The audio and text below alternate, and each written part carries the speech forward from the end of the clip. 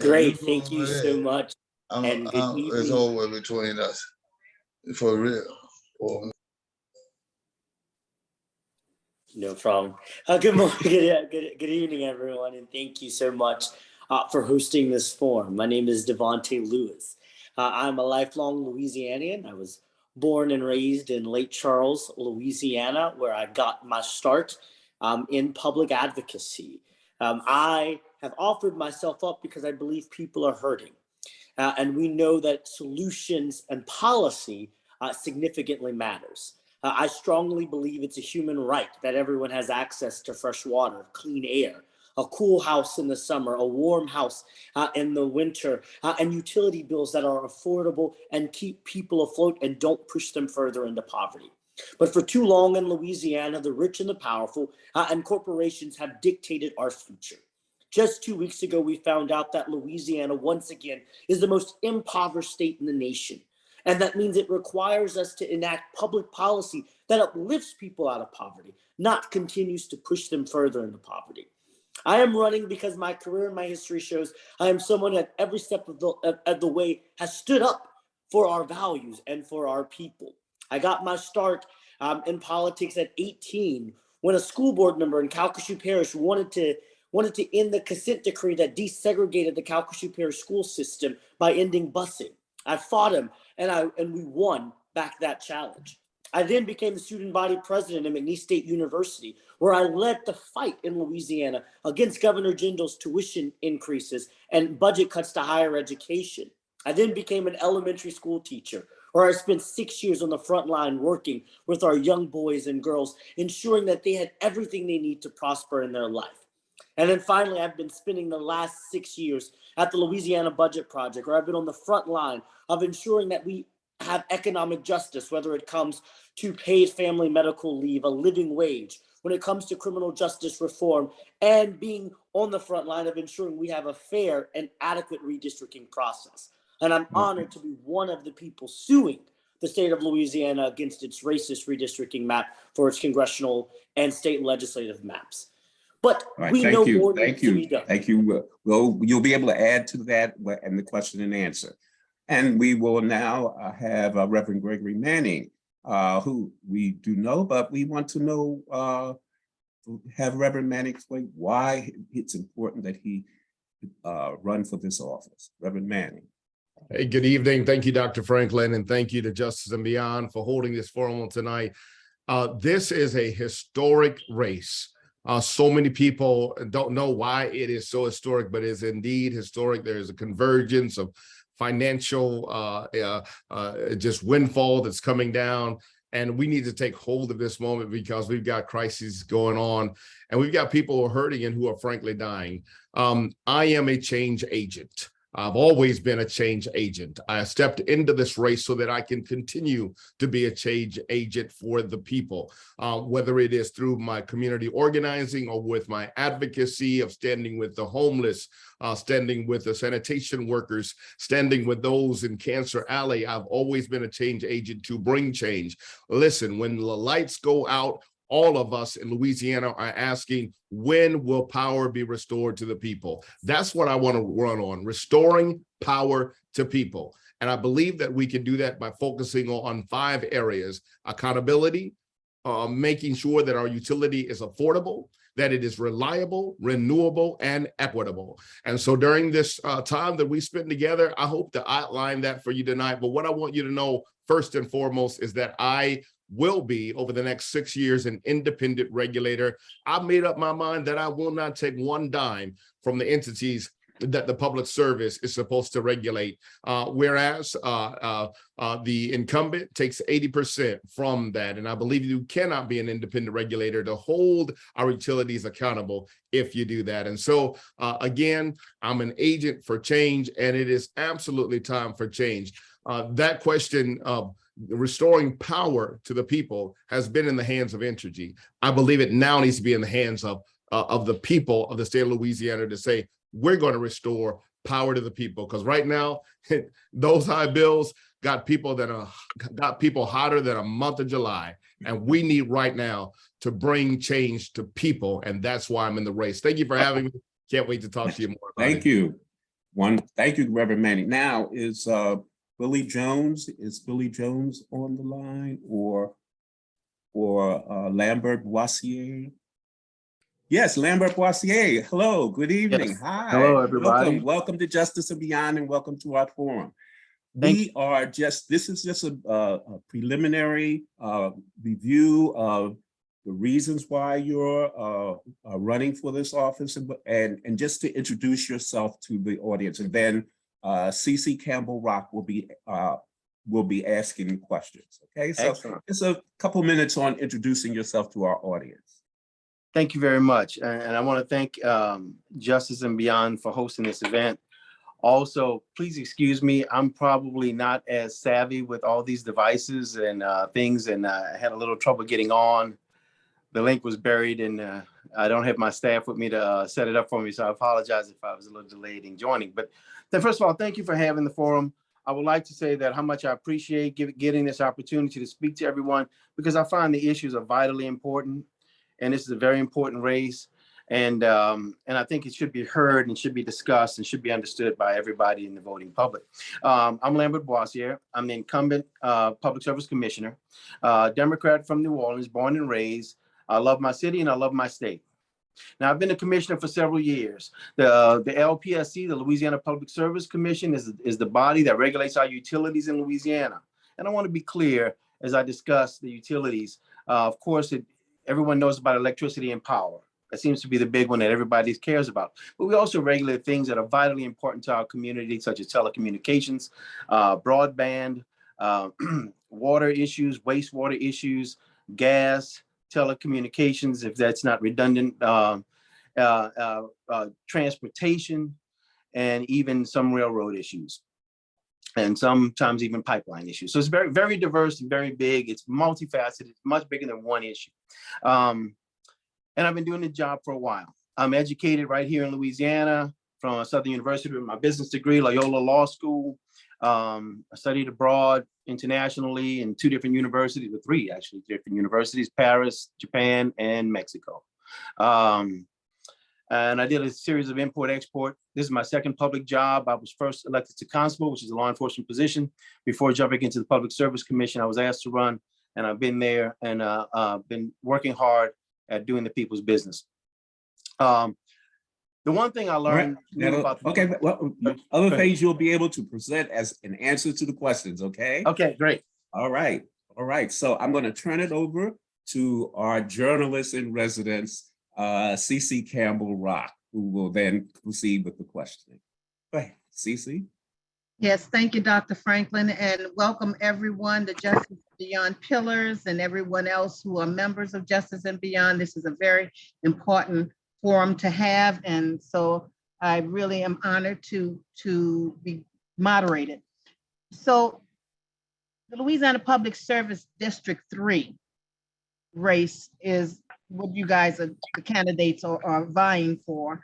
And that the geographical area is Assumption, East Baton Rouge, Iberville, Jefferson, Orleans, St. Charles, St. James, St. John the Baptist, and West Baton Rouge parishes. Those are that's a lot of ground to cover.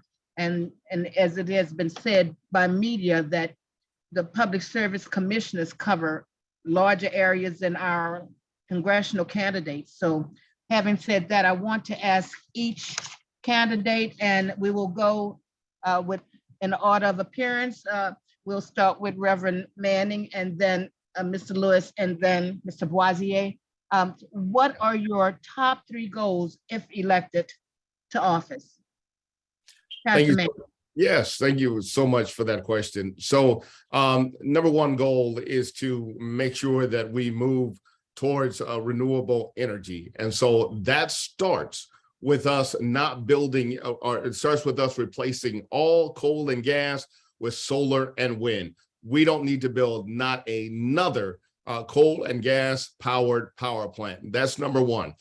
Number two is my goal is to make sure that, as I did through my organization, the Greater New Orleans Interfaith Climate Coalition, as we moved an ordinance to the New Orleans City Council to prohibit campaign contributions to any candidate who's running for city council in New Orleans to receive campaign contributions. My goal is to be a sounding bell and alarm to say that although this is not illegal on the PSC level, it is not right. It's not right. And I think everyone hearing and listening tonight would agree that that's not right. So that's another goal of mine, to make sure that while it may not be done at the legislative level, that we move that through the PSC to make sure it's done.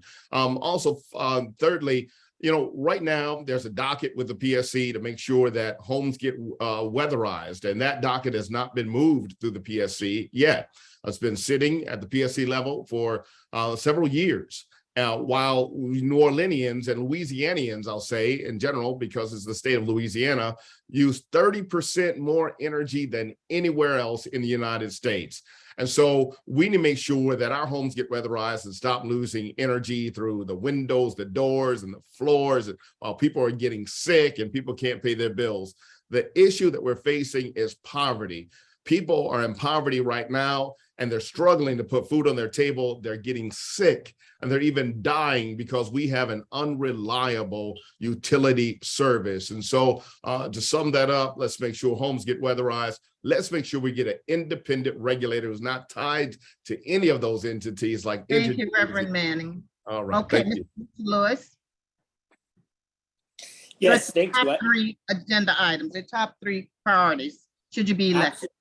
Absolutely. I think the first agenda item that I would push for, that I think is the most important, is making sure that we meet the Louisiana Climate Action Plan of 100% renewable energy by 2035. So what I would do is really push and open a docket on a renewable energy portfolio standard, which 37 other states have, so we can set up a process, because we know to accomplish that it's going to be timely.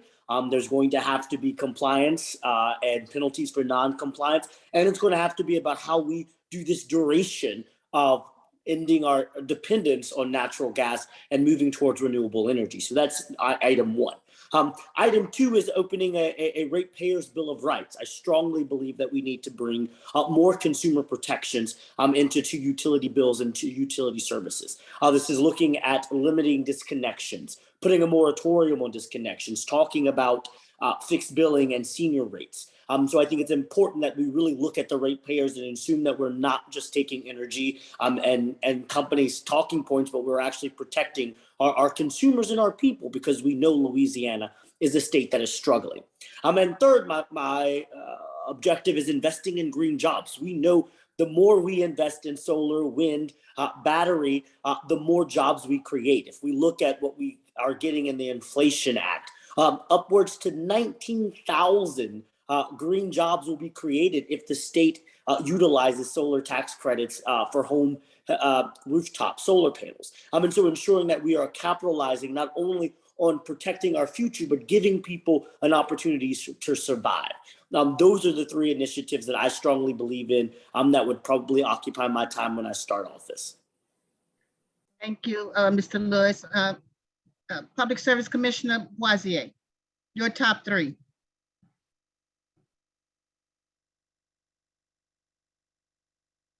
You need to unmute yourself. You unmute. Can we? Gonna need you to unmute your mic. Thank you. Well, thank you, Ms. CC. Thank you. I think what we will realize here as we answer the questions, there'll be quite a bit of similarity between us. We all seem to want most of the same things, which is, and I'll name them out loud, as we just said, diversifying our fuel mix is what I heard first and most, and I agree. We need more renewable energy in our state, more solar and less petrochemicals in our state. I completely agree with that. To add to it, I think we need to expand broadband and telecommunications as a major expansion in Louisiana. It doesn't get enough press, but it's vitally important to our students' education and the business climate and the communication since the pandemic. This has become more important than ever. We need to, just like us having this call right now, because we have broadband. That's why. And that needs to be able to happen across the state. Some people in the state of Louisiana can't even watch this because they don't have enough broadband. That's going to change. And thirdly, a lot of people don't talk about this enough, which is resiliency, dealing with the storms. That's major in Louisiana. Dealing with the storms that hit us. How do we survive the storms? How do we rebuild? And how do we pay for them? These are major issues. Those are the things I wanted to say. Now, the caveat to those three answers, well, I think we probably answered similarly in all of them for the most part, is that these things are already happening. And not only that, the federal government just in the last month and a half or so passed not only the infrastructure bill, but the Inflation Act, which is going to send billions of dollars for these exact areas. So as much as we want to say what will happen, it really doesn't matter which one of us is in there. I got to be honest with you. This is already afoot. These things are already happening right now in the state of Louisiana. There will only be solar projects being built in Louisiana. There's only solar projects being requested. Energy said themselves, we had the CEO before the commission said to themselves that they only want solar at this point in time. I did a directive a month ago to give industrial solar the ability to build their own solar because energy just can't build it fast enough. So we're going to be a solar state and a state that has lots of renewable energy. It's already happened. So nothing new needs to happen, but and I just want to see it through. The federal government is going to send billions of dollars here to make sure these things continue to happen. And they're not going to give it to the commission, but they're giving it to the state for the infrastructure and for our not only telecommunications, but also our electricity grid.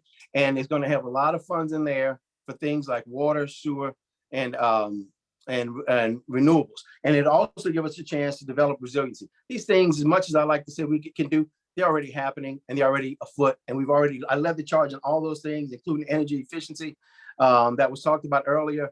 I championed that in Louisiana. So I'm glad to do those things. I'm glad those things are already happening right now, but I just want to see them through just like my fellow opponents.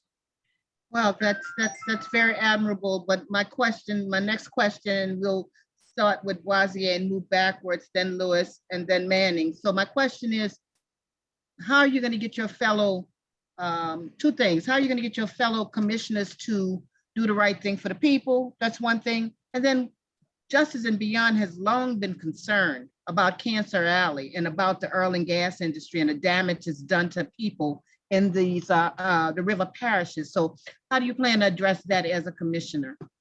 Okay, great question. Excellent question. Excellent question. And I'm going to tell you why in great detail, but as briefly as I can, why it's an excellent question. First of all, as you know, there are 2 Democrats and 3 Republicans on that commission.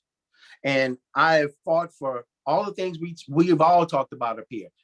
There's not one topic that hasn't been discussed, from renewable energy, energy efficiency, resiliency, diversifying the fuel mix, consumer rights, and on that we've already discussed in the first intro and the first question that I have not worked on, voted for, and argued for at the commission.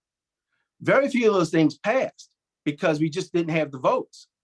But right now, by evidence, I can tell you that the tide has changed in Louisiana. And first, by evidence, I'll point to myself. I am now the chairman of the Louisiana Public Service Commission, the first time a Democrat has been a chairman in over 10 years. That's because I was able to build bridges with my commissioners. We have a couple of relatively new commissioners, first-term commissioners, and they fell right into that party politics stuff. But we've been working on Commissioner Green and working on Commissioner Francis, and I think the tide is finally changing. And right now, I have great dialogue with those commissioners, and they voted me to be the chairman, and that has never happened in years. And not only that, Commissioner Green and I are on all these dockets I just mentioned. We're on the resiliency docket. He and I brought that up together. And we're doing all these other dockets that have to do with renewable energy and even to some degree, newer competition. We both voted for the most recent 1803, which is a fuel mix. And it was led by myself and Commissioner Green to vote for it, which has given us more competition in Louisiana and more renewable energy. So the tide is already turned. The block of 3 Republican commissioners is already broken. So that's already there. And I think we're going to have great dialogue moving forward like we used to. To address cancer. Commissioner. Thank you very much. Mr. Lewis. Yes, I think this is an extremely important question. And when you think about both of them, I think one of the challenges is we have to build coalitions. You have to work with people, right? And I think my experience and my history has demonstrated that. I have been unwavering in my principles and my beliefs, but I've also found ways to move people closer to my issues. The example I would use is I've been one of the leading advocates in this nation for student loan debt forgiveness and working with the White House. But even before that, what I did is I was able to get some Republicans, Julie Emerson, one of the most conservative Republicans in the state legislature, to author bills to ensure people didn't lose their certificate and their credential and their occupational license because of student loan debt. And so I use that as an example to showcase how it's about, while you still work on your issues, moving people along to your views. But when it comes towards Cancer Alley and it comes to the people in the river parishes in St. John, St. James, Assumption, I think what we have to do is we have to be as vocal in the commission office for their rights and for their beliefs. I said in the beginning that it's a human right that you should have fresh air and fresh water, and we cannot take this fight of climate change and our energy changing as business as usual or economic development. We have to put people first. And that is the mantra of my life. And that is what I would do as a commissioner, is ensuring that when we were talking about that, we are putting people first. Thank you, Mr. Lewis. Reverend Manning.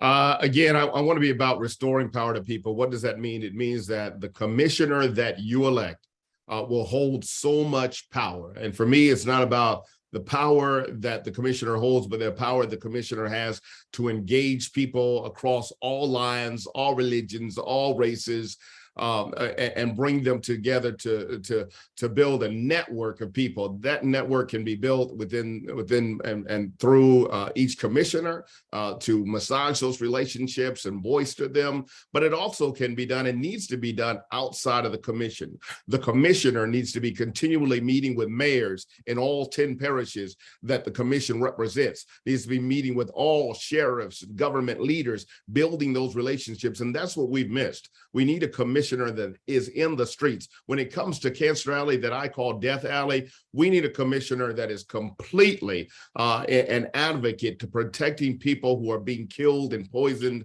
right now. I've done that. I built a coalition against Death Alley, where I've marched from Orleans to Baton Rouge and even went to jail for the people of Cancer Alley. I began the coalition that is called Greater New Orleans Interfaith Climate Coalition that pushed through city council the ordinance to stop campaign contributions. I developed right after Ida, Louisiana Just Recovery Network, to make sure that people got back in their homes after Ida who didn't get FEMA money or insurance money. I've done that work. Again, I am a change agent, and we need someone at this time that is unapologetic about that. I see space and opportunity in the river parishes. I don't want to see petroleum, petrochemical plants anymore. I want to see solar farms as far as the eye can see that will help protect the people of Cancer Alley.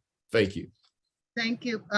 So the next question is a simple yes or no question, and we'll start with Reverend Manning and then Mr. Lewis and then Commissioner Boisier. Would you be willing to promote or put on the table for a vote at the Public Service Commission a ban on contributions from people that the commissioner, entities that the commissioners regulate, the utilities that are being regulated? Absolutely, 100%. Absolutely. Yes. Mr. Lewis. Yes, I would. Commissioner Boisier.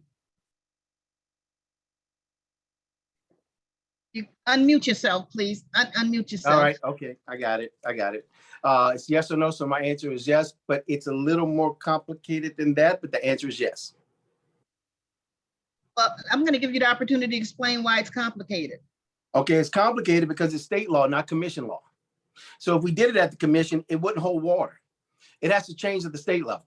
It is not a commission, but what is commission power is our ethics rules. And I voted to change the ethics rules so commissioners cannot be wined and dined by these companies. That is within our purview. And I drafted the rules to change that years ago. We now have the toughest ethics rules in the state. As far as contributions, I understand the point, but every elected official gets campaign contributions, everyone. And you can't limit it individually. It has to change at the legal level. I'm in full compliance with the law and the ethics on all of this. I am transparent. Other people aren't. I understand how it looks. I agree. If I had the opportunity, I would change it. If it changed tomorrow, I would comply. I have no problem with what you're saying because I've already drafted ethics rule to follow that example. But it is not a commission issue. It's much bigger. It's from the governor, the legislators, the city council. They may change one little issue, but they get money from contractors and everybody else that does business at the city council. You just, unless the state wants to give campaign donation and take it away, which I'd be for that too, you're never going to be able to change it. It's all being transparent, and that's where it is right now. Well, let's do this. How about I want you guys to consider just saying no. Okay, let me ask another question. And these were questions submitted by Richard, and very important questions. I think one of the questions he asked was, in a letter to the editor in the September 21st Advocate, Public Service Commissioner Foster Campbell notes that the state of Louisiana does not tax most of the oil and gas processed in Louisiana because it comes from offshore wells, other states, and foreign countries. He recommends eliminating the 12.5% severance tax on oil and gas that comes from Louisiana, replacing it with a lower processing tax for all hydrocarbons processed in Louisiana. He suggests that this would produce far more tax revenue that would be sufficient to eliminate the Louisiana state income tax. Will you please comment on Commissioner Campbell's proposal? And we will start with Commissioner Boisier. Great. First of all, I love Commissioner Campbell. He's incredible. He's my guy. I would be supportive of doing away with the tax if that's possible on residents and individuals. I would have no problem with that, but I think that issue needs to be carefully studied, but I would be supportive of it if we could.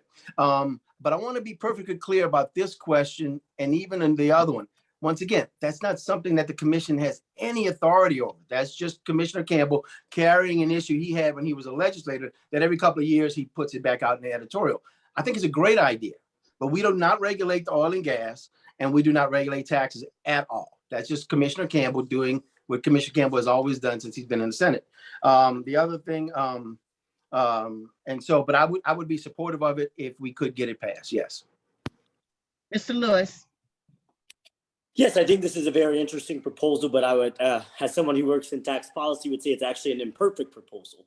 One, I would not support eliminating the income tax in Louisiana. Right now, Louisiana has one of the most upside down tax structures in the nation. If you make $17,000 a year, you pay 12% of your overall income in taxation. If you make $475,000 a year, you only pay 6%. So eliminating the income tax is not the solution, but changing the inventory tax is part of a way forward. Let's be very clear. In 1982, 43% of all of the revenue that Louisiana collected came from oil and gas. Today in our state budget, that represents only 4.3% for the various issues that Commissioner Campbell brought up. So does work need to be done? Yes, I think we need to change the inventory tax, but I think we have to do it in a way that we do not hurt investments into our people, and that it also is a little bit more convoluted. I think the commissioner is absolutely right. This is a legislative issue. This is something that I will be working on in my professional job. But I think it showcases how oil and gas over time continues their dependence between ITEP and the way we have taxed them, allowing them a free will, if you say, while the people of Louisiana suffer. So this proposal, I think, is a start.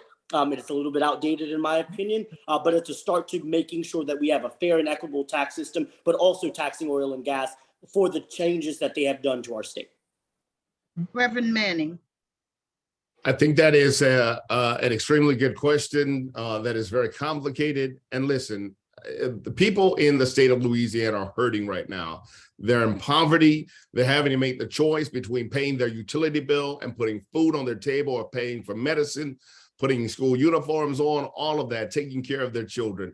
We can get into this longer conversation about taxes and, frankly, what is a conversation more about oil and gas production than it is about the electricity that we use and the sources that we get it from. What we can stop is our utilization of oil and gas and coal for our electricity. That's what we have the power to do as we focus on the next 6 years of restoring power to people. What do we have the power to do? Not the production, but the utilization of it. So let's begin to stop immediately the use of coal and gas, which is more expensive. Natural gas is 20 times more expensive than solar and wind, 4 times cheaper, more expensive than nuclear. Let's stop and replace coal and gas with solar and wind. This will help the people that are hurting right now. And this will help those who are dying right now because we have an unreliable utility. And so that's what I'd rather focus on. And you know, we can sit up here and we can be technocrats about all these things,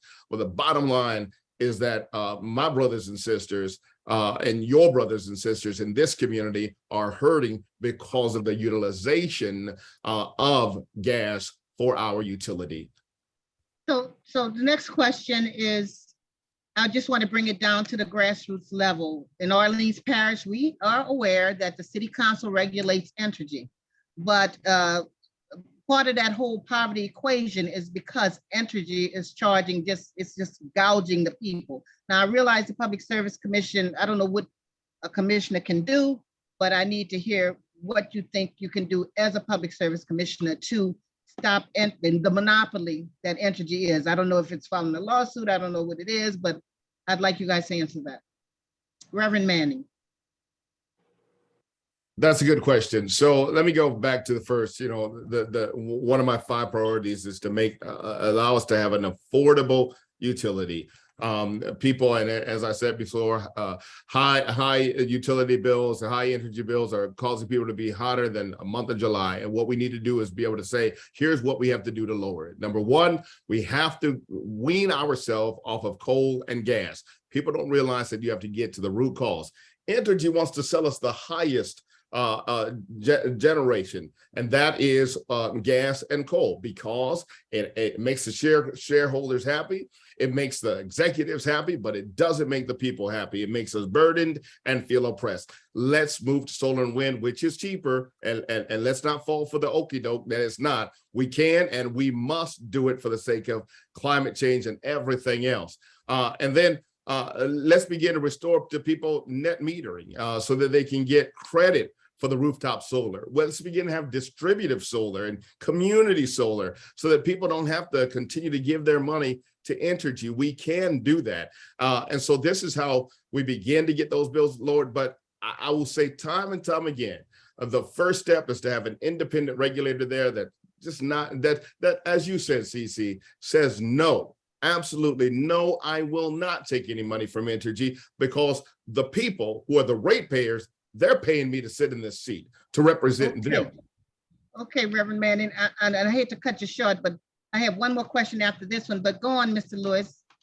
What do you think can be done to help Orleans Parish? Absolutely. I think this is why it's important when we started with accountability, and why I talk about a ratepayers bill of right, because of poverty. I strongly believe that the bare minimum we should do is put a moratorium on cancellations of services. We saw this introduced in Congress last week by Congresswoman Tlaib, because as I mentioned, I believe utility is a human right. And so we start there. But secondly, I think it comes from accountability of the entities that have that power. Let's be very clear. Entergy made more money the last 2 years than it has ever made before, which means they have the resources to do what is right. It's whether or not they have the willpower. And I think it requires strong regulation and strong accountability to ensure that. And I think thirdly, it is working with the city council in partnership. I strongly believe that the avenue of breaking up monopolies is municipalization of utility services. They work better in the long run. I think that's an option, but of course it's very different because New Orleans has that while the rest of the state does not, except for Lafayette. But I think it's an entity of all of it, bringing it all together, because I think we have to look at policy as being interconnected in the intersectionalities, and not just these individual ideas that don't work if they are not in conjunction with everything else. Thank you. Commissioner Bosley.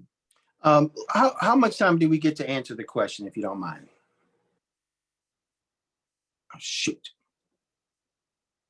You have between 2 to 3 minutes to answer any questions. Okay, Please. great. Okay, great. Thank you. Thank you. All right.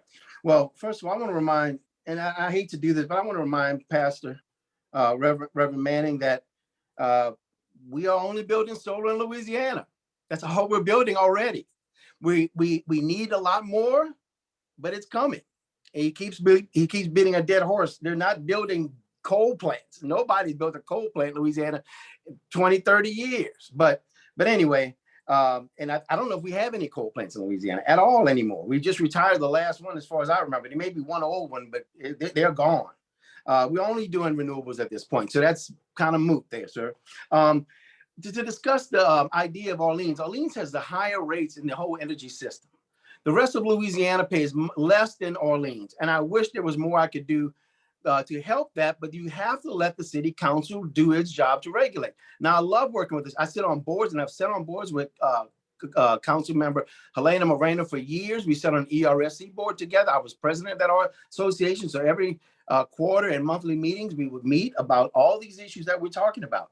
But there's a lot of things, good and bad, right and wrong, with the Orleans regulatory power. I don't want to bring the city council into this because that's a whole different political entity. And my issue is to be a better commissioner. I have great dialogue with my city council members. And remember, we keep changing council members. The utility committee has changed so many times in the last few years. But the fact of the matter is, when you hear the word monopoly, the monopoly of a utility is slightly different from the word monopoly when you hit on the normal business issues. And the word competition is slightly different. The difference is regulated monopoly. An unregulated monopoly is a horrible business model. A regulated one still gives the people a lot of power to deal with that company. It's not a monopoly like, for example, Apple or IBM or one of the other companies. These companies have limitations set by the regulatory, and we have rules, laws, and policy that are completely transparent to discuss the things that we have here now. So I'm not saying a monopoly is the best model, but I'm not sure that open competition is either. And by evidence of that, and you can look at around the nation, where you have competition, and I'm not opposed to competition, but where you have competition, the rates are even higher than you have monopolies.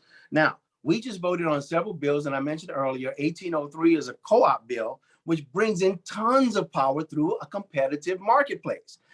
That model is already beginning in Louisiana, and we like it. And so we hope that the co-ops will have even cheaper power than energy, and we can bring that same energy, that same power, and that same business model to energy and start to break down the monopolies while we still have control over the monopolies. If you go to pure competition, that is unregulated. And when you have storms, you cannot make them rebuild. You cannot tell them how much they can charge or how much you can cap them at. In a regulated monopoly, you get to do those things and fight. And like I mentioned before, I think we've broken the mold on the Republican bloc, and we have Francis and Green and sometimes even Scrimetta voting for issues for people now. And so I think going forward, you're going to see a much more united commission to fight for individuals. Now, you got a few people that you'll never be able to change. But I think Commissioner Green has really shown his stripes, and he's really coming around, and he and I meet regularly on these issues, and he's very cooperative. So I'm not afraid of the regulation going forward. But again, I want to work harder, but there's a bunch of issues, pro and con, of whether we should change the regulatory environment in New Orleans. Oh, so what you're referring to is the last question I have, and then I'm going to turn it over to the very last question, turn it back over to Dr. Franklin and Valerie. So the last question was about open competition of electricity markets. Is that a good idea or an unwise one? What are the possible benefits or potential risk? And you answered some of it. So would you like me to continue? Huh? Would you like me to take that question first? We're gonna do you, Commissioner, then Mr. Lewis, and then Reverend Manning. Okay, great. I believe in a competitive environment for a good business model.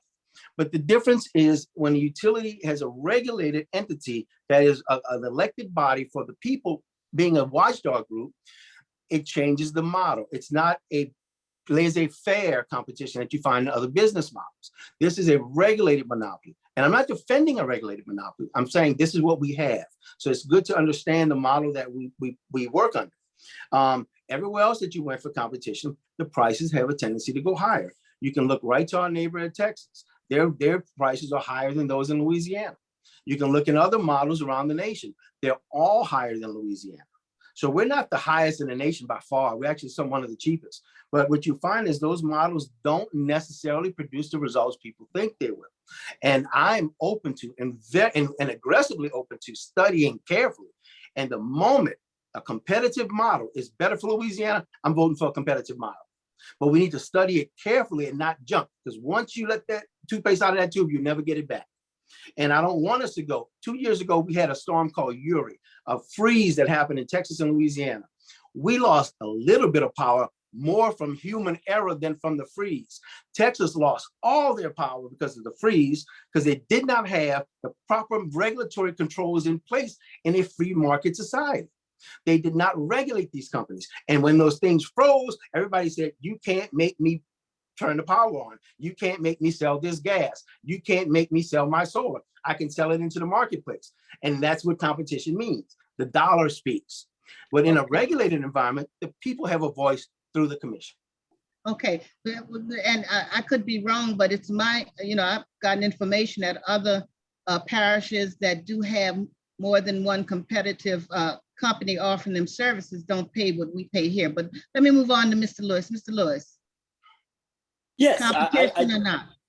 Yes, I believe in a competitive marketplace. I think the commissioner actually highlighted some real challenges with this, is that we can't let these other smaller for-profit companies be deregulated. So the move right now has been about deregulation, ensuring that ensues competition. And I think he's right. The studies have shown that places with deregulation of competition actually has higher prices. And so we have to be very careful as we enter this market of doing that we're not having undue consequences of more competition, so breaking up the monopoly in the sense of the breakup, but also actually increasing costs. But I think the way you do that is through regulation and through the studies in the power. I mean, I think this is how you have to. So as we talk about a competitive marketplace, I do think we have had a monopoly of one entity regulating and utilizing our energy for too long.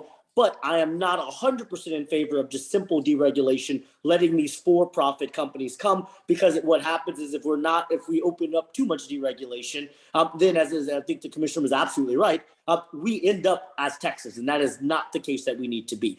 So it is really finding this balance and doing the homework that is required for that. All right, thank you, Mr. Lewis. Reverend Manning, you have the last word. Yes, Cece, first of all, I do want to make clear to all of our listeners that if you just research the Brame Energy Center, you will see that utilizes coal, and so coal has not stopped being used. And you will also, if you research the Magnolia power plant, you will see that it is just uses a little bit of solar, but it is mostly natural gas. And I'm an advocate for stop using natural gas completely, not a balance, not 50-50, not 60-40, but completely. That's what I'm saying for all of us that's going to get our bills down. Now, let me say this. Look, when we talk about going to more opportunities and more options, people want that, of course, absolutely. But I also think, we need to be careful that we don't just open up more opportunities for billionaires to come in and set up these companies so that they can be Fortune 500 companies too, that are going to further hurt the people. So there could be some benefits to it, but there could be also a whole lot of negative that happens as a result of it for the people, where a whole bunch of billionaires continue to get richer and the poor continue to get poorer. We don't have that time to be able to look into that right now. Now, that's a good long-range goal that we can explore that, have conversation about it, but there's stuff that we need to focus on right now because people are hurting and they're dying and they're getting sick. And we don't have another 6 years to fiddle around and figure out if we're going to argue over who owns the utility poles and who owns the infrastructure, whether it's Entergy or whatever company wants to come in and buy it. We got to get bills lowered right now so grandmama and them can have money to put food on their tables. Thank you, Reverend Manning. Thank you, Reverend Manning. Dr. Franklin, did you have anything to add before we turn it back to Valerie? Because I think Valerie is going to talk about some of the questions in the chat, if I'm not mistaken. Dr. Franklin. Yes. Oh, yes. This has been very, very informative. And I think that one question that that has shown up in the chat and that is really important is the slow pace the slow pace of change in Louisiana. That is, other states and stuff are much further ahead in terms of trying to make the utility, the local utility, responsive to the needs of the people, rather than to the needs or the funding or the financing for shareholders. Are there other kinds of alternatives that the Public Service Commission can put forward and suggest to New Orleans residents to the kind of relationship that we currently have with Entergy? That is, what are the alternative approaches to utility, maintenance, and regulation, the alternatives to Entergy that the Public Service Commission could help the City Council in terms of bringing some kind of pressure on Entergy to do better? Okay, we'll start with Commissioner Boisier, then we'll go, no, we'll start with Reverend Manning, because you were the last one, and then Mr. Lewis, and then the Commissioner Boisier. Reverend Manning. That is a great question, Dr. Franklin. Here's what I think. You know, right now, all of us can probably think of the last time that our lights went out. I was sitting in my home last week and the lights went out, and I'm thinking to myself, when will power be restored? I'm thinking about the woman in my congregation who lives her life by a wheelchair that she has to charge each night. And it's traumatizing for people like that. Why don't we start holding our utility accountable by saying, look, we're going to give you a grade card on how many power outages we have. The more power outages we have, the worse your grade is. And the worse your grade is, that means if you get an F, that means you're going to get a penalty. And if you get a penalty, that means we're going to get a rebate and we're going to get money back. I think the time is now that we say if there's no power, we don't pay. Why am I paying for an unreliable energy utility service? And that makes no sense to me, and I'm sure it makes no sense to you. It is time that we hold them accountable for their maintenance. If you charge me a maintenance fee on my bill, I want to do it to maintenance and not somewhere else so that you double charge me for it. Okay, Mr. Lewis. Yes, I think this is an excellent question. I think this goes to the heart of your question, which is in Louisiana, we are suffering from, I like to say, willpower, not resources. We know what should be done. We know we must move to renewable energy and that we are way behind where we should be today. But the challenge has been the willpower of Entergy and our leaders to ensure that we are doing what needs to be done. I think the answer is about accountability, and the answer is about building public will. We must hold those in power accountable. And we have to say, I mean, I could go on talking about all the statistics all day, but we know them. I don't think we are not lacking the information and the resources. What we're lacking is the commitment to do right by our people. And so the way you do that is, I think you just got to be a strong, fierce advocate. You have to hold people accountable. You have to ensure transparency, and you have to ensure that there are penalties for non-compliance of those promises made to people. That's how we do it, and I think that's the way that I would approach it in this moment.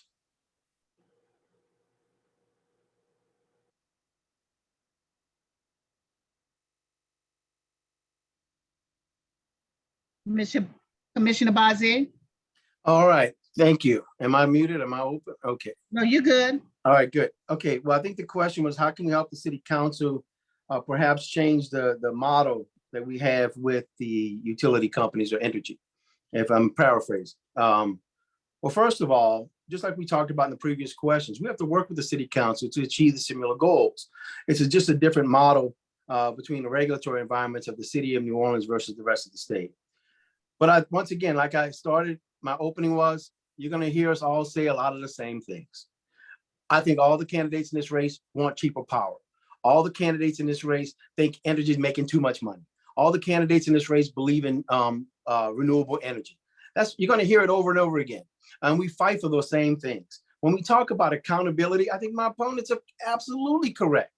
And when we talk about accountability, just this summer, we dragged the CEO of Energy before the commission in a public meeting, in a transparent, videotaped with a court reporter, for there's a record, a clear record for anyone in the state or in the world to watch. And we dragged the CEO there and we grilled him on the activities of his company in our state. We grilled him on renewable energy, at least myself for sure definitely did. We grilled him on the activities and practice and business practices of Energy and their profits and how they spend their money. We grilled him carefully. All of this is still online and available to read and watch. And accountability was in there. And we hit the CEO with everything the commission had to offer, including not just ideas and thoughts, but law and policy that are in place. And we talked about holding them, not only talked about, we started enforcing the accountability. And I'll tell you what the result is. That man is no longer CEO of Energy. That's accountability. We put the pressure on the CEO of Energy that he, without any other notice, is no longer there. So either he decided to leave or they decided to show him the door, because the heat is up in Louisiana because of the action at the commission. So I hear my opponents saying it, but I'm doing it every day. We are doing these things for people. And all of that is out. Oh, sorry. Thank you. Thank you very much.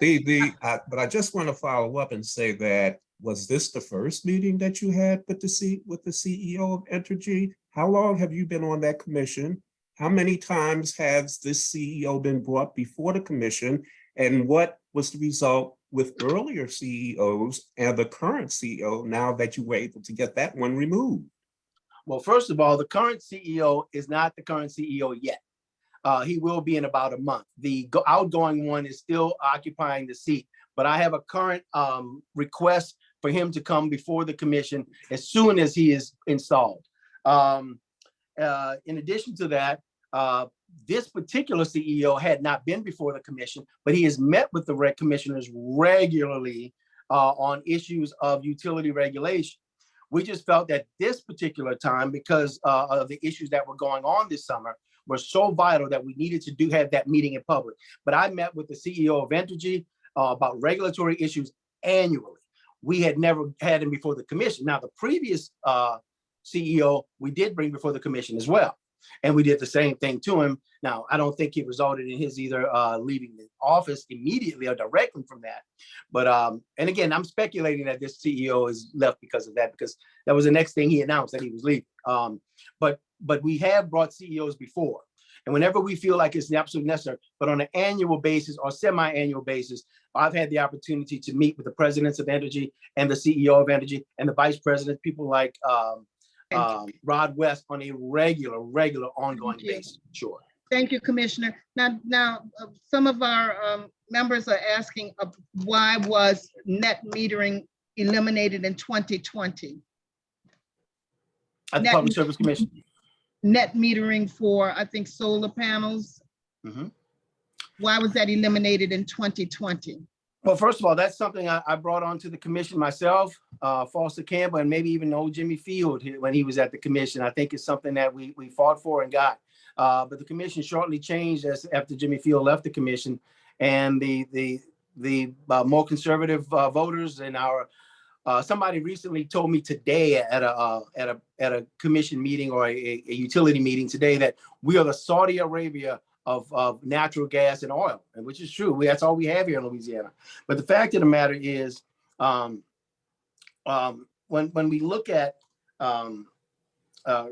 trying to get the energy to make the changes we need to make, we have to realize that we have to push for the change. Right now, when we say that we're not building more, what we have to do is increase the fuel mix tremendously to increase the rate of natural gas rate of solar over natural gas. It is completely lopsided, and we've got to make those changes in order for people to benefit from it. And that's the decisions that we make at the commission. What slows us down is that every decision you make has 10, 20, and even up to 40 years of impact. So when you make an infrastructure decision, you make a decision for decades. and you have to deal with those decisions. And that's what sometimes slows the progress and slows the process. So you have to be very diligent in your decision making to know that is the right decision making at the time and for the future. And right now, I'll go back to it. That's why we're building only solar, and that's why we're building it. And primarily, we're building it in river parishes. Right now, every sugarcane field in St. James Parish is subject to a solar panel if we can get those permits passed. But it is just happening all over the state right now. Thank you, Commissioner. Valerie, did you want to tell us anything about the people in the chat or something, any question you may have? Yes, I want to acknowledge we have Mr. Raymond, Ms. Darlene. Mr. Raymond, do you have any questions you want to ask? We're going to allow you 2 minutes. 2 minutes, please. Okay, thank you, Ms. Jefferson. My only question is that you guys have talked a lot about what you would do and what you would see. And do you have the authority on the commission to do any of those things that you say you would do or you would make happen? And I guess my question is more informational than anything. You know, people talk, you know, a good game about what they can do, but if they don't have the single authority and you got to get 4 other people to agree with you on something that their party has championed against, I feel like that's an uphill race. So I was just wondering if you have the authority to do those 3 things that you said you would do in the beginning. Let's start with Pastor Manning, and then Mr. Lewis, and then Commissioner Boisier. Let me say this, that there is an intense desire to make sure that we get 3 of the 5 on this commission that are thinking in ways that we need to think to move forward and to be progressive and to make some change. And that way, you know, we just talk the language of flipping the PSC. I don't want to look or think that we can't do it. I want to believe that we can do it. In fact, know that we can do it, know that it's not going to happen overnight. Let's not be naive about that.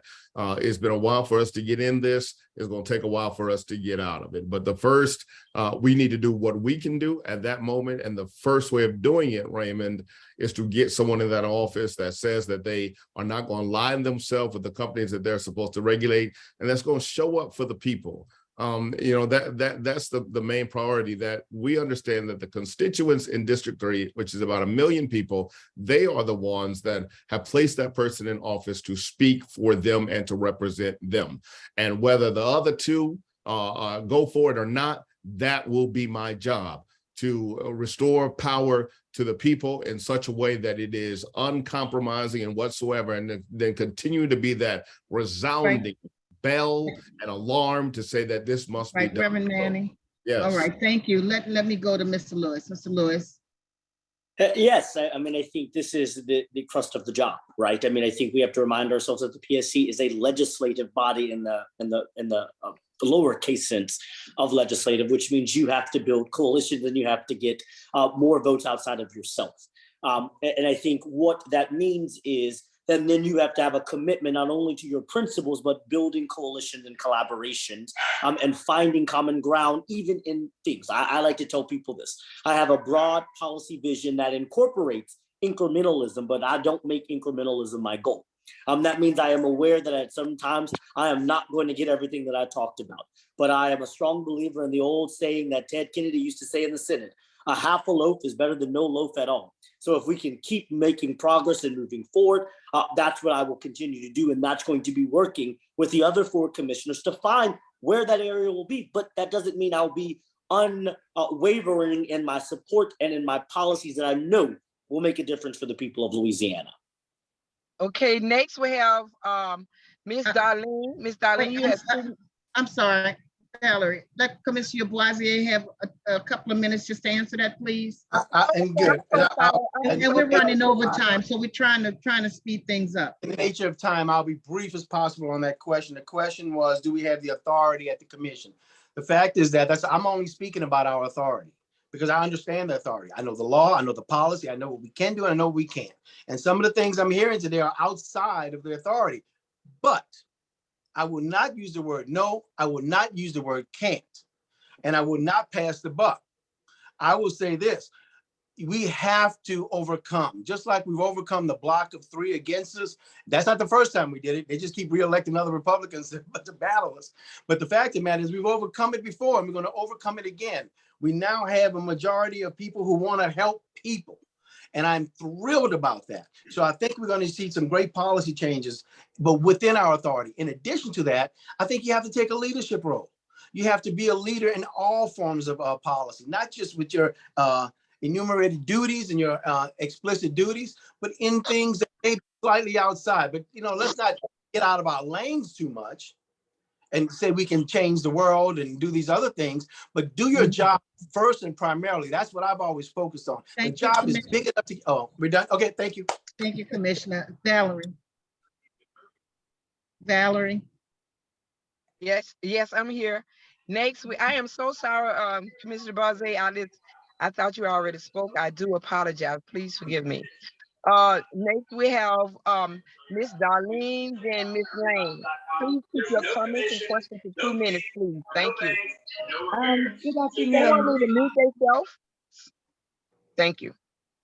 Yes, good afternoon, everyone. So my basic question again is, I'd like to be more specific about what the PSC can do about net metering and the fact that so many people got solar panels thinking that not only were their bills going to be lowered, but that they would be given credit for the energy that these solar panels are producing for the energy company. So right now they might be seeing some benefits in these panels with lower bills somewhat, probably not by much, but the energy that they are actually making over and above that's going into the energy grid, they are not getting any credit for at all, but Entergy is reaping all the benefits. So my question is, what does the PSC have to do with that? And what can you do about that? Okay, let's start with Mr. Lewis this time, and then Reverend Manning, and then Commissioner Boise. Yes, I mean, I think this was one of the challenges of the change in 2020 when they moved to the buy all, sell all model. So instead of, if you had kilowatts and you let's say you had 1,000, you billed for it, you use 600, you got that credit of the 400 that you basically gave to Energy. The buy all, sell all model kind of changed the entire process, which made it more costly. So I think one, we need to re-examine that and re-look at that policy and talk about the benefits of it. I think secondly, it is increasing, which is not in the PSC's jurisdiction, but PSC can be a strong supporter of it, is ensuring that we bring back the solar panel tax credits from the Louisiana legislature, which incentivizes individuals to take that and also up the upfront cost.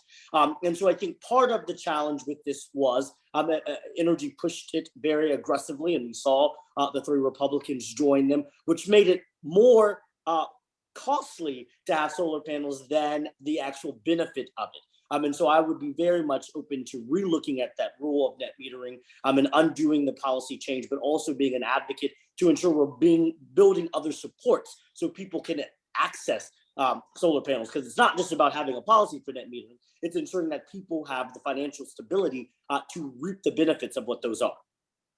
Reverend Manning. One thing we can do to get bills lowered is by making sure people have access to solar panels on their homes. As part of my platform that you can read at manningforchange.com, go there. Part of my platform is to immediately put back in place net metering. It should have never been taken away. I understand the vote, but there again, it needs to be taken up again and re-engage a conversation about it. We also need to talk about how do we utilize some of the infrastructure money that's coming down, the IRA money that's coming down. It's going to be literally billions of dollars that we're going to have access to in order that we can begin to look at innovations such as battery backup storage, so that people can not only be able to sell energy and back to Entergy and their utility, but also be able to have it backed up at their homes to be able to utilize it in case of storm and otherwise.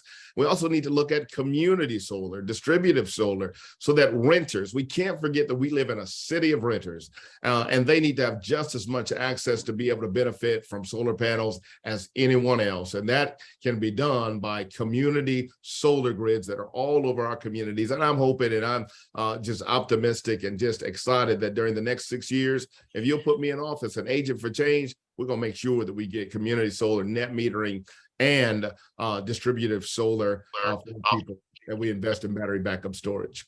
Commissioner Boisier.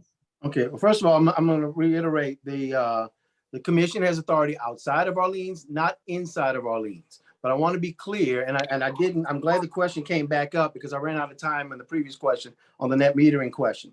But the fact of the matter is, as far as I know, the city of New Orleans City Council still has a net metering plan in place. That did not overturn, that did not change as far as I know. So in New Orleans, if you have solar panels, you have net metering, as far as I understand. Again, I don't regulate in Orleans, the city council does, but I think that's in place. Now in Louisiana, it has run, okay? But I want to be perfectly clear. Anybody who invested in solar panels is grandfathered in. You didn't lose it. You still have net metering if you build solar panels on your house. And not only is it grandfathered, it's transferable. So it stays with I think it stays with the house, or does it stay with the owner? I'm not sure, but it's a grandfathered plan. So it's not going to disappear. The fact is, the new solar needs to have net metering as well, and that's what we need to work on. And I'll give you a little bit quick as I can history on it. Net metering or solar panels, rooftop solar, was a thing that came out through two things: the Jindal administration, believe it or not, and the Obama administration. Okay, and those through the stimulus money and the state of Louisiana, they gave rebates and money and all incentivize building rooftop solar. And once that happened, we then voted to get net metering. And we had our 3 votes. Commissioner Holloway, he changed his vote from no to yes, and he and I were working on this together. We finally got our Republican commissioner, and poor Mr. Holloway got sick and he passed away and never made another meeting after we agreed to vote on it. But we need to bring it back up. But what's really important is those things are not going to happen at the commission level, but at the grand legislative level. But the beauty of it is the money for infrastructure by the federal government and the money for inflation will have money in it for these policies. So those things are already in place right now. We haven't seen the details yet, but you can bet that solar panel and net metering should be revisited under the new money of the federal government, which had run out after the Obama administration. Okay. Thank you, Commissioner. Valerie, are we ready to wrap? What else? We have 3 people that was waiting, so we're gonna go in this order. We asking everyone, please stick with the time, be reminded of the time. We have Miss Lane, Miss Lane, Mr. Jeff, Miss Juliana, and we're gonna let Dr. Franklin end us up. He's gonna wrap us up at the end. Please follow the order that I called you. I called Miss Lane, Mr. Jeff, Miss Giuliani, and Dr. Franklin. Thank you very much. Yeah, 1 minute for a question, 1 minute for response, please. We're beyond our time limit. This is Lane. My question was covered by Darlene Jones, so I'm going to cede my time.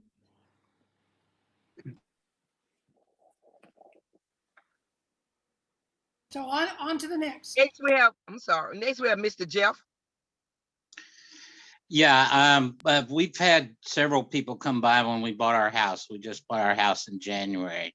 I don't trust any of them. I don't trust energy. I don't trust the solar companies. They want to make money.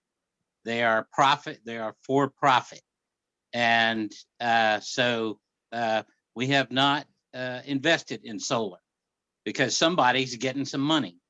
How do we make it so that people can get the solar and get the benefit without paying an arm and a leg and another mortgage?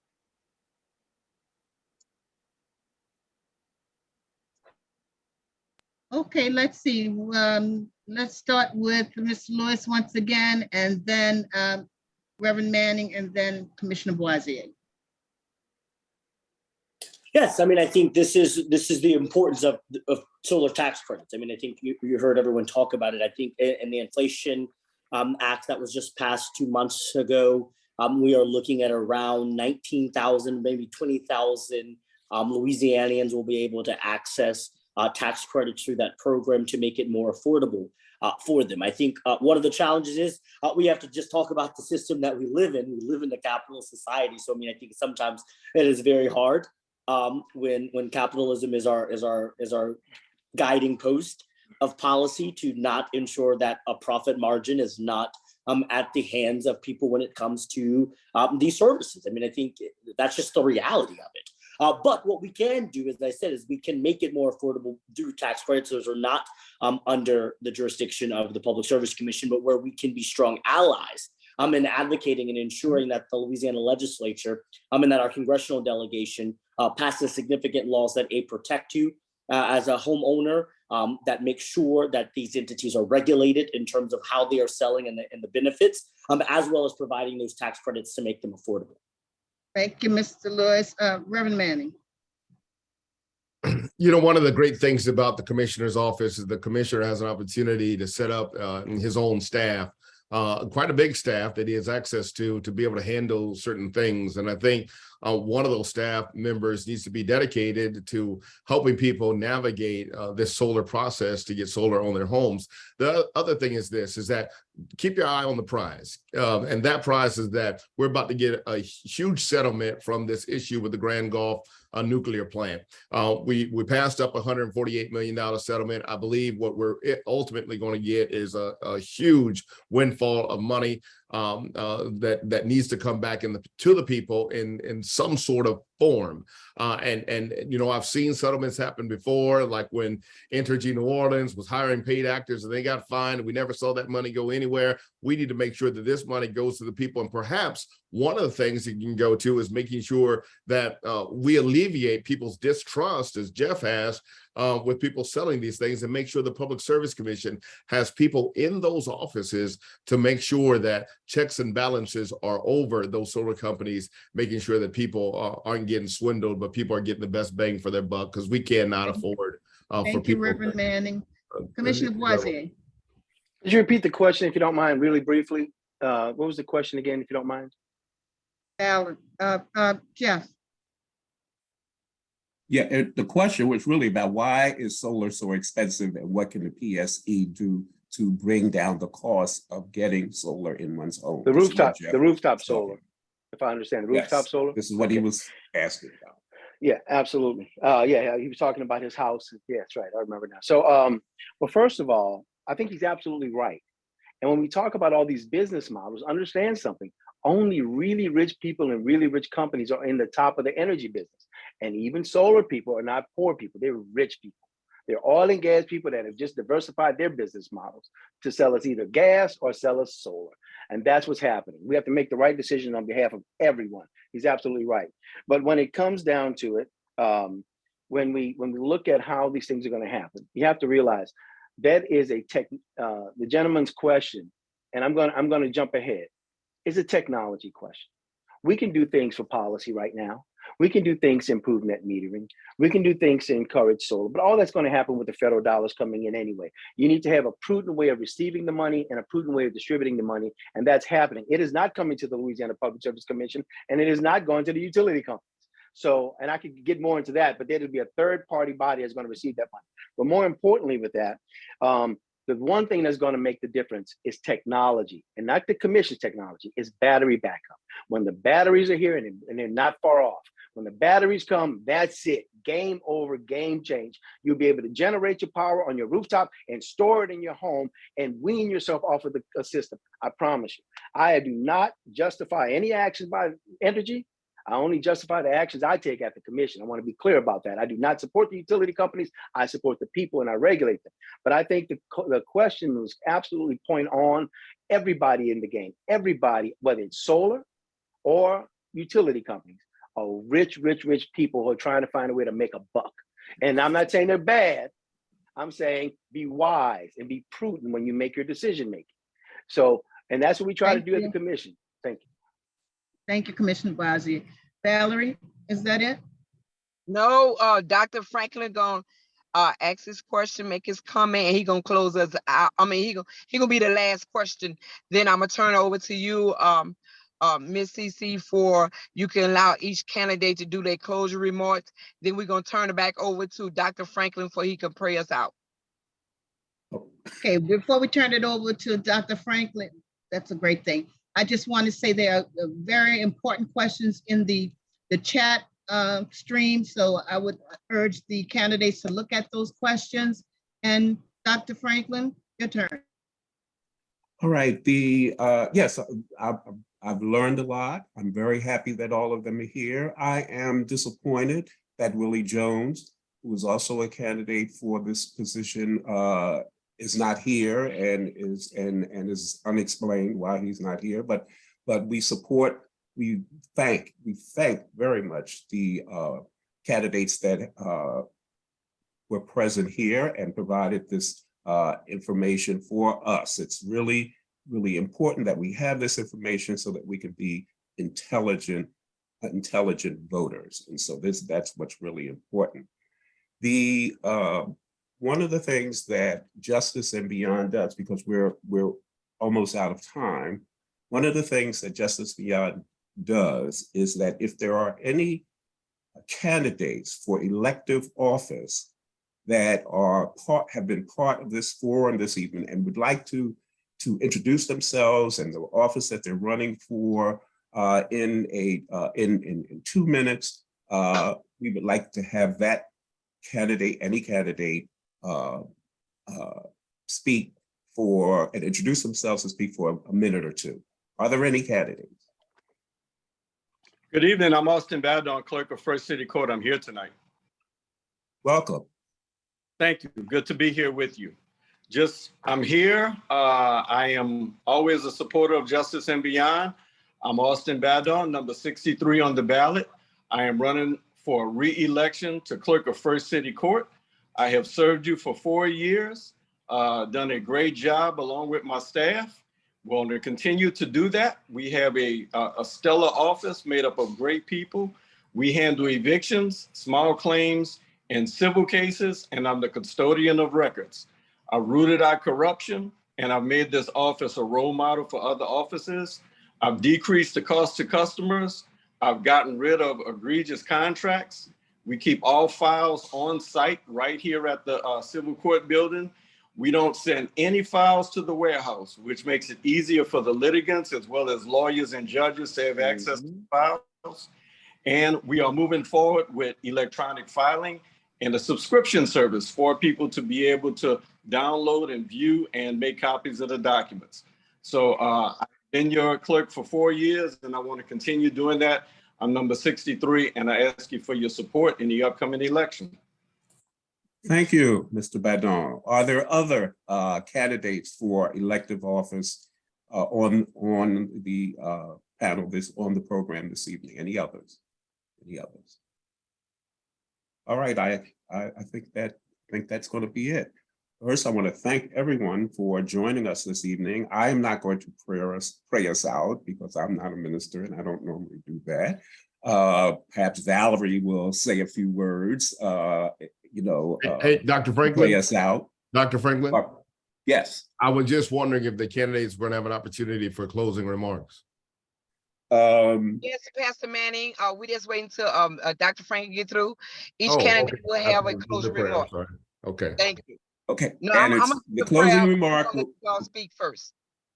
Okay, the closing remark will be just for 1 minute. It just can be a very brief closing remark as we're close to the end. And so we can start with Commissioner Boissier, a closing remark, or one last point. First of all, I want to thank you again, Justice and Beyond. Thank you, CC, Dr. Franklin, and everyone here for helping us with this forum and moderating it. It's a lot of information. It's a lot to digest. Sometimes it gets quite complicated, but I thought the questions were great, and I was glad to do my best at answering them. And I want to share with my fellow opponents that we all, I think, represent similar focuses. We care about people. I know I do. And I look forward to the work at the commission. I'm glad of my experience, my education, And my experience and my voting record speaks for itself. And I'm proud to be here. I want to also thank Justice and Beyond for the work that you do in this community. It goes without saying how important you are and how important you continue to be. So just to close out, I just want to let you know, I don't know if you guys do an endorsement, but you know, I have been endorsed by governor and just said, okay, I didn't think so. I didn't think so. But I have been endorsed by the unions, the AFL-CIO, the governor, Cedric Richmond, Troy Carter, just to name a few, and many other organizations in state. But more importantly, thank you for the opportunity. Thank you for allowing me to serve you in this capacity. And I ask you for your support. And I ask you to look at the issues. They're very complicated and very detailed. And I've done really hard work to prepare myself to continue to represent people in a good, clean, moral, and ethical way. And I thank you for that. All right. Mr. Lewis. Yes, thank you, Justice and Beyond, for hosting us tonight, and thank to my fellow competitors in this race for a great discussion. As I started, I believe it is time for a new generation of leaders and new ideas. It is time for the bold solutions to ensure our future is sustainable and secure. I strongly believe in ensuring that we protect our ratepayers, that we clean up our grid, that we tackle corruption, and we invest in green jobs. My history and my courses showed that I understand the intersectionality of how policy and economic justice is climate justice, and how together we will build a more sustainable and prosperous future when we center the people of Louisiana. I believe this is our moment. We do not have time to waste. I have gathered support up and down this district by multiple different organizations, showcasing that they are ready for a fresh start and new leadership. And I am honored to be that person that's offering up myself. So I ask for your support. I ask for your vote. You can learn more about me at devonteforla.com. I'm number 50th on your ballot, and let's rebuild our future with bold solutions. Thank you. Reverend Manning. Yes, again, thank you, Justice and Beyond, doing phenomenal work. Appreciate you. Always good to see Dr. Franklin, Valerie, and Cece. Look, I always ask myself, can I do it better? And I think that's the question that we need to ask each other now. Is this time to say, can someone do it better? A dear friend of mine, Sylvia McKenzie, always said, that which is done for us without us is not about us. And we have